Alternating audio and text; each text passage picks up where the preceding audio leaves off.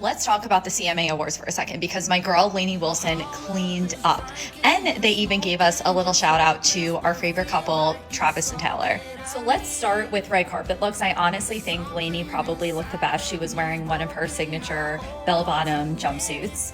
I thought Kelsey also looked incredible. I'm also throwing this in here because I feel like people were so shook that Post Malone showed up dressed like this, but like, you guys do realize he's from Texas, right? But I'll circle back to Post Malone in a second because he probably delivered like one of my favorite moments of last night.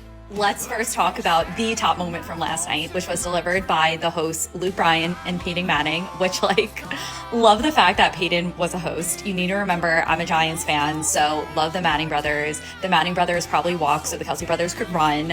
And also being a Giants fan made this moment like that much more hilarious. So let me show it to you. Back, and you know what that means. This is it. Yep, Travis and Taylor weren't available. Yep, exactly. Luke, you know the difference between Taylor Swift and the New York Jets? Taylor can sell out a stadium? You nailed it.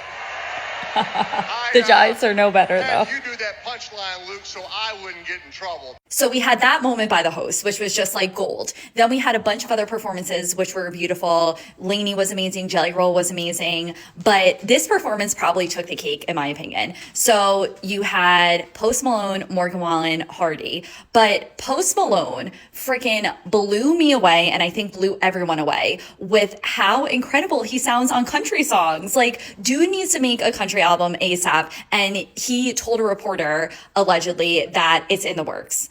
So I will say for me, MVPs for last night were probably Lainey Wilson and Post Malone. Lainey also won Entertainer of the Year. She's so talented, so happy for her. I will be honest that I didn't pay that much attention to like the nominations and stuff before last night.